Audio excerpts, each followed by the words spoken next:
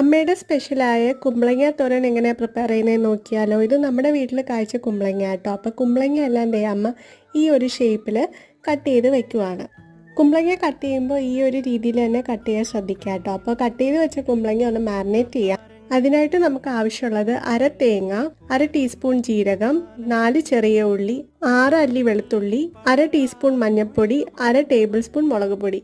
അപ്പോൾ ഇതെല്ലാം കൂടി ചേർത്ത് കുറച്ച് കറിവേപ്പിലയും കൂടി ഗ്രൈൻഡറിലിട്ട് നല്ലോണം ചതച്ചെടുക്കും. അപ്പോൾ നമ്മൾ ക്രഷ് ചെയ്ത കൂട്ട് നമ്മൾ കട്ട് ചെയ്ത് വെച്ചേക്കുന്ന കുമ്പളങ്ങയിലിട്ട് നല്ലോണം മാരിനേറ്റ് ചെയ്ത് മാറ്റി വെക്കുക. ശേഷം ഒരു പാൻ ചൂടാൻ വെക്കുക. അതിലേക്ക് കടുക് പൊട്ടിക്കുക, വറ്റൽമുളക്, കറിവേപ്പില, പിന്നെ നമ്മൾ കട്ട് ചെയ്ത് വെച്ചേക്കുന്ന ഒരു സവോള, 2 പച്ചമുളക്, ഇതെല്ലാം കൂടി ഇട്ട് നല്ലോണം വഴറ്റി ആവശ്യത്തിന് ഉപ്പും കൂടി ഇട്ട് കൊടുക്കുക. സവോള ഗോൾഡൻ ബ്രൗൺ കളർ ആകുമ്പോൾ നമ്മൾ മാരിനേറ്റ് ചെയ്ത് വെച്ച് കുമ്പളങ്ങയും കൂടി ഇട്ട് കൊടുക്കുക. നല്ലോണം ഇളക്കുക. ക്ലോസ് ചെയ്ത് ഒരു 15 മിനിറ്റ്സ് കുക്ക് ചെയ്ത് കഴിഞ്ഞാൽ നമ്മൾ അടിപൊളി കുമ്പളങ്ങ തോരൻ ready. So do try it guys. നിങ്ങൾക്ക് എന്തായാലും